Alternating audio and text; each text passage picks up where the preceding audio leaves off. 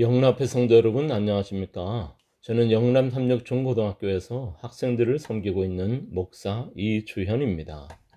비록 온라인이지만 요셉 기도회를 통해 영남 성도님들을 만나 뵙게 되어 정말 반갑습니다. 영남 앞의 모든 가정과 교회에 하나님의 돌보시는 은혜가 늘 함께 하시길 소망합니다. 한 가지 질문을 드리며 말씀을 열어봅니다. 지금 방송을 듣고 계시는 성도님들께 기도는 무엇인가요? 아마도 나름대로 정의를 내리실 수 있으실 것입니다. 우리 모두는 개인적인 기도의 경험으로 기도에 대하여 나름대로의 의미를 가지고 있습니다. 가만히 우리 주변을 관찰해 보면 어떤 분들은 기도 없이는 하루도 살 수 없다고 말합니다. 그런데 어떤 분들은 기도 없이도 잘 사는 것처럼 보입니다. 정말 기도는 무엇이며 우리에게 어떤 의미가 되어야 할까요? 저는 이번 한 주일 동안 구약 성경의 여러분들의 삶을 살펴보며 기도에 관한 소박한 의미들을 찾아보고자 합니다. 매일 아침 짧은 시간이지만 모두에게 소중한 시간이 되기를 소망합니다.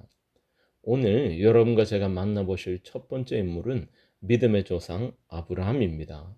우리는 믿음의 조상 아브라함에게서 어떤 기도의 의미를 찾을 수 있을까요? 아브라함은 곧 멸망하게 될 소돔과 고모라의 백성들을 생각하니 애가 탑니다. 그들의 죄악은 미워했지만 그들의 운명을 생각하니 마음이 편하지 않습니다. 그래서 하나님을 붙들어 세웁니다. 소돔과 고모라를 멸망하시기로 작정하시고 참 어려운 발걸음을 하시는 하나님을 못 가시도록 붙들어 세웁니다.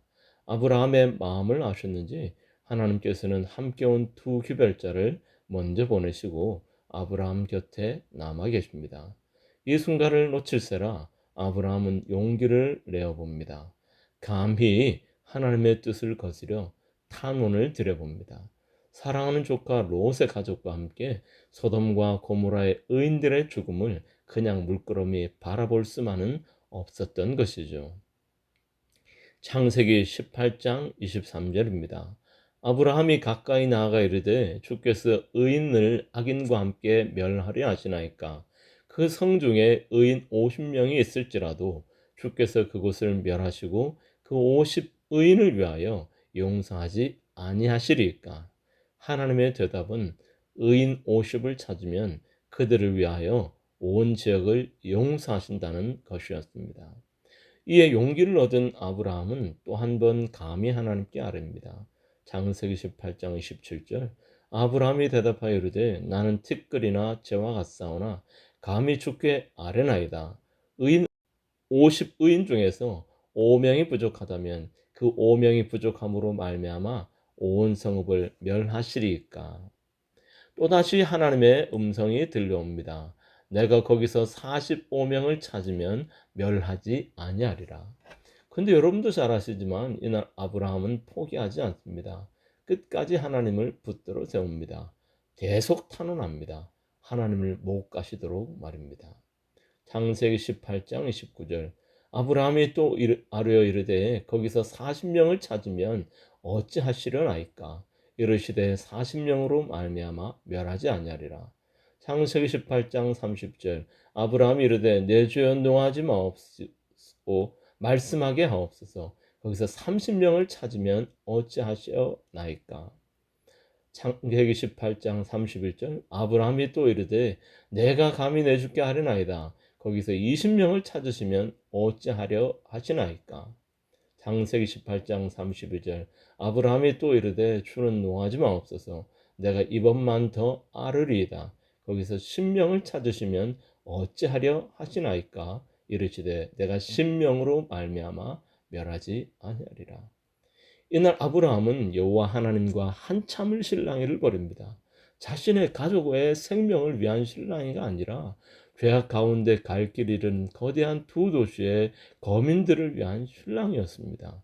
이웃을 위해 용기를 내어 아브라함은 감히 하나님께서 가시는 길을 막아서고 있습니다. 부저 선지자 140페이지입니다. 멸망하는 영혼에 대한 사랑이 아브라함의 기도에 힘을 불어넣었다. 그는 저 부패한 도시의 죄는 미워하였으나 죄인들은 구원 얻게 되기를 원하였다. 부조와 선지자는 이때 아브라함과 함께 계셨던 여호와가 하나님의 아들이라는 사실을 우리에게 알려주고 있습니다. 죄 없는 분이셨으며 훗날 인류를 위해 자신의 생명을 내어놓으실 하나님의 아들 말입니다. 우리는 이날의 결과를 알고 있습니다. 아브라함의 탄원은 온전히 이루어지지 않았죠. 겨우 그의 조카 롯의 가족들이 구원받는 정도에 그칩니다. 그러나 온 인류를 위해 자신의 생명을 내어놓으시게 될 하나님의 아들의 마음과 오늘의 주인공 아브라함의 마음은 통하게 됩니다. 죽어가는 죄인들의 운명을 놓고 서로의 마음이 통한 것이죠.